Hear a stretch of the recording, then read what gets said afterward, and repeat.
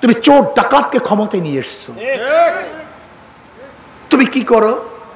নেতারা যত অন্যায় করুক না কেন, যখন জেলখানা থেকে বের হয় ফুলের মালা দাও। আচ্ছা ওই নেতা চুরি করবে না কেন?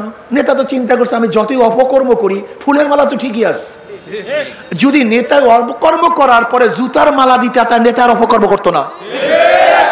এই সব দোষ জনগণের, সব দোষ জনগণের, এই সব দোষ জনগণের। জনগণ আমাদের ভালো কথা শুনতে চায় না, ভালো কথা মানতে চায় না।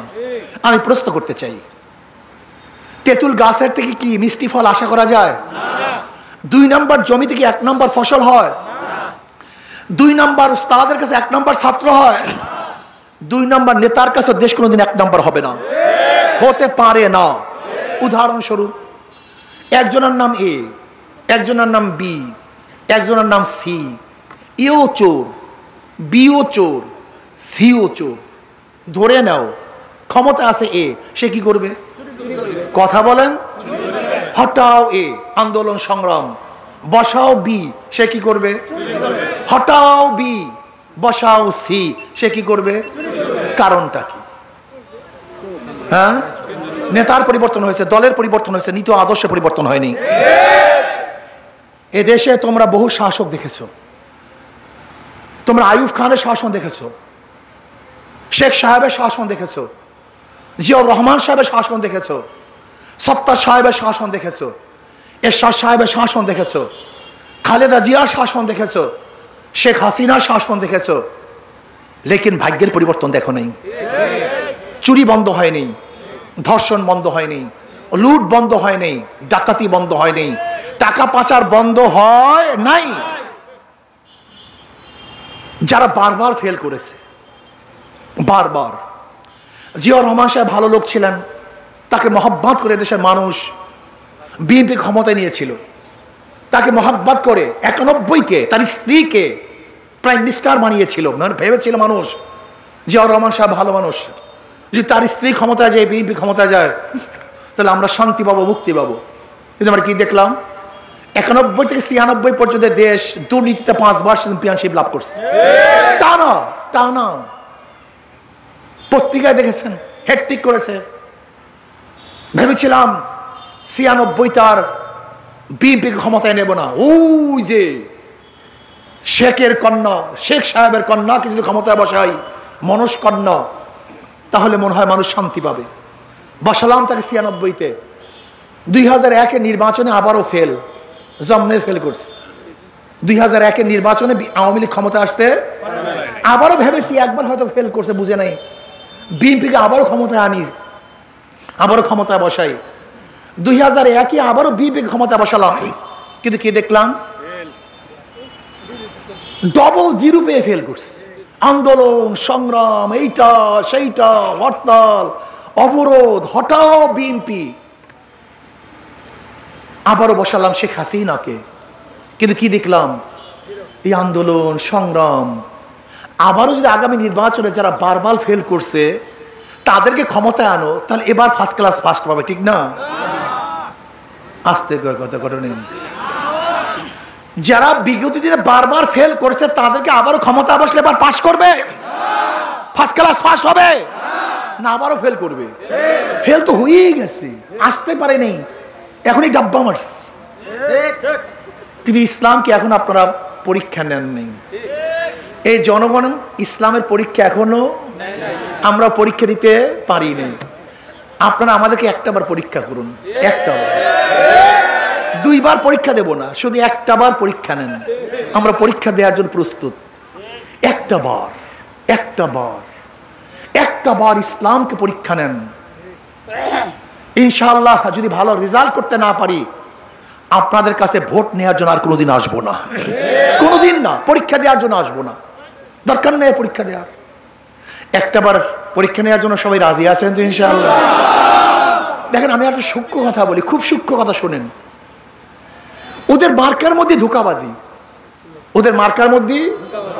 আচ্ছা, যারা নৌকা নিয়ে নির্বাচন করে তারা কি নৌকা চালাতে পারে? হ্যাঁ। আচ্ছা, যারা নাঙ্গল নিয়ে নির্বাচন করে তারা নাঙ্গল বইতে পারে? যারা ধানের শীষ নিয়ে নির্বাচন করে তারা ধান কাটতে পারে? যারা কুঠার নিয়ে নির্বাচন করে তারা কাঠ কাটতে পারে?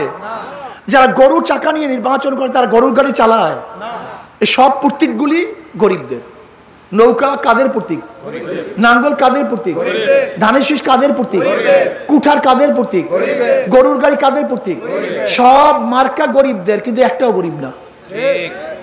যারা নির্বাচন করে একজনও, কিন্তু মার্কা সব কিসের জন্য নিচে জানেন? এই গরিবদেরকে ধোকা দেওয়ার জন্য। সব ধোকাবাজ, বিশ্বাস করেন না। টুনটুনা টুনটুন, শুধু ভোটের সময় ভালো ভালো কথা বলবে, ভোট পাওয়ার পরে টুনটুনা টুনটুন। কিন্তু হাত পাখা এমন এক প্রতীক, খুব ভালো মতো দেখেন তো। হাত পাখা যে নির্বাচন করে সেও ঘুরাতে পারে, যারা সমর্থন করে তারাও ঘুরাতে পারে। পুরুষরাও চালাতে পারে, মহিলারাও চালাতে পারে, ধনীরাও চালাতে পারে, গরিবরাও চালাতে পারে, বড়রাও চালাতে পারে, ছোটরাও চালাতে পারে। মুসলমানের প্রয়োজন, হিন্দুদের প্রয়োজন, খ্রিস্টানদের প্রয়োজন। বিশ্বাস হয় না? সব মার্কা নিয়ে কেউ ঘুমায় না, হাত পা নাঙ্গল নিয়ে কেউ ঘুমায় না, কেউ নৌকা বুকের উপর নিয়ে ঘুমায় না, কেউ ধানের শীষের সরা নিয়ে ঘুমায় না। ঘুমায় না কি কেউ? কিন্তু ঘুমের সময় হাত পাকা কোথায় থাকে? বুকের উপরে থাকে। এটা কলিজার প্রতীক, সর্বজনীন প্রতীক। কারেন্ট ফেল করে, হাত পাকা ফেল করে না, সবাইকে শান্তি দেয়, সর্বজনীন। আমি বিশ্বাস করি যদি হাত পাকা বিজয় হয়, এই মানবতা বিজয় হবে। হাত পাকা বিজয় হয়, গরিবরা বিজয় হবে। হাত পাকা বিজয় হয়, প্রত্যেকটা মুসলমান, হিন্দু, বৌদ্ধ, খ্রিস্টান, ঋষি, কামার চামার, কুলি, মজদুর, তাঁতি, ঋষি সবাই বিজয় হবে।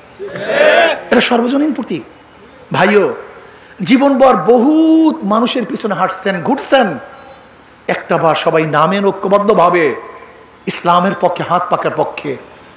এই যে দেখেন আপনাদের প্রফেসর সাহেব, ওঠেন, দাঁড়ান। প্রফেসর সাহেব, এই আপনাদের কলেজের প্রফেসর, এটা এতক্ষণ ছিল হাত পাকা, তোমার কপালের মধ্যে আসিল, আমার বুকের মধ্যে রাখবা, এই সময় হাত দেওয়া নাই। এটা তো বুকের জিনিস, কি কথা ঠিক না? এই প্রফেসর সাহেব চিনেন আপনারা? একজন কলেজের প্রফেসর, মনে হয় যেন ফেরেশতা। এই চেহারার মধ্যে চুরির কোনো লেভেল নাই, এই চেহারার মধ্যে ধর্ষণের কোনো ছাপ নাই, এই চেহারার মধ্যে গুন্ডামের কোনো ছাপ নাই, এই হাতের মধ্যে চুরি নাই, ডাকাতি নাই, খুনের রক্ত নাই। এরাই যদি সংসদে যায় তাহলে ধর্ষণ মুক্ত হবে, চোর মুক্ত হবে, দুর্নীতি মুক্ত হবে। কাজে আসুন, এই হাত পাখা আমি আমার যুবক বন্ধুদেরকে বলবো, এই হাত পাখা আমরা সবাই ভোট দেবেন। আর একটা কথা বলে শেষ করবো, খারাপ লাগতেছে আপনাদের খুব নাকি? অনেকেই মনে করে হুজুর আমি দাড়ি ছাড়া, দাড়ি কামানো, আমি নামাজ পড়ি না, আমি সেইটা, আমি তেইটা, ইসলাম ক্ষমতা আসলে আমার অবস্থাটা কি হবে? অনেকের এরকম প্রশ্ন আছে। একদিন এক গাঁজাওয়ালা আমাকে প্রশ্ন করতে, হুজুর ইসলামী হুকুমত যদি হয় তো আমার গাঁজার অবস্থাটা কি? আমি গাঁজা খাবো কিভাবে?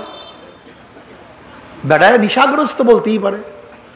আমি বললাম, বাবা তুমি কি মসজিদে গিয়ে গাঁজা সেবন করতে পারো? বলে, না হুজুর, মসজিদে গিয়ে গাঁজা সেবন করবো কিভাবে, সেখানে তো পরিবেশ নেই। আমি বলি, ইসলামী হুকুমত আসলে গোটা বাংলাদেশটাই মসজিদের পরিবেশ হয়ে যাবে, তোমাকে জোর করতে হবে না, বাধা দিতে হবে না। তুমি কি বুঝো না যে পরিবেশেই মানুষ নষ্ট হয়, পরিবেশেই মানুষ ভালো হয়? উদাহরণস্বরূপ এখানে যারা দাঁড়ানো আছেন, আমার বক্তব্য যারা শুনতেছেন, এর মধ্যে ধূমপান করেন, বিড়ি খান কি একজনও নাই? কথা বলে না কেন? তা এখনো খান না কেন? একবার করে মনে চাইছে ধূমপান করার? কি বাধা দিছি, নিষেধ করছি? না, বাধাও দেয় নেই, নিষিদ্ধ করি নেই। আপনার পরিবেশ আপনাকে ভালো বানাইছে, কথা ঠিক না? আচ্ছা দাড়ি কামেন না বাবার, আপনার ভাবেন আমার দাড়ির অবস্থা কি? আচ্ছা মসজিদে যখন ঢুকেন আপনাকে কি বলছে দাড়ি ছাড়া ঢুকতে পারবেন না, টুপি ছাড়া ঢুকতে পারবেন না? মসজিদ সবচেয়ে ভালো জায়গা, হচ্ছে পবিত্র কোনো জায়গা নেই। যদি মসজিদে আপনাকে দাড়ি ছাড়া ঢুকতে দেয়, টুপি ছাড়া ঢুকতে দেয়, আপনার পোশাকে ঢুকতে দেয়, সবচেয়ে পবিত্র জায়গা, তাই গোটা বাংলাদেশ থেকে আপনি দাড়ি ছাড়া পাঠিয়ে দেবে আপনাকে? এটাকে বোকা ঢোকা নাকি আপনাকে? হ্যাঁ, আপনি কেমন কথা মনে করছেন? ইসলাম যদি ক্ষমতা আসে, একটা পরিবেশ সৃষ্টি হবে, ভালো মানুষগুলি তাদের সাথে থাকলে খারাপ মানুষগুলি ভালো হয়ে যায়, আর খারাপ মানুষের সাথে ভালো মানুষগুলি থাকলেও এগুলি খারাপ হয়ে যায়। আপনি দেখেন নাই বুয়েটে আবরারকে কারা হত্যা করছে? সবচেয়ে উচ্চ লেভেলের শিক্ষিত ছাত্ররা। এরা ছিল ভালো, কিন্তু সঙ্গ দোষে খুনি হয়ে গেছে, ওই দল করার কারণে খুনি হয়ে গেছে। কাজে আমি মনে করি ভালোর সাথে যদি থাকেন আমরা সবাই ভালো হয়ে যাবো। কারণ একটাবার পরীক্ষা দেন,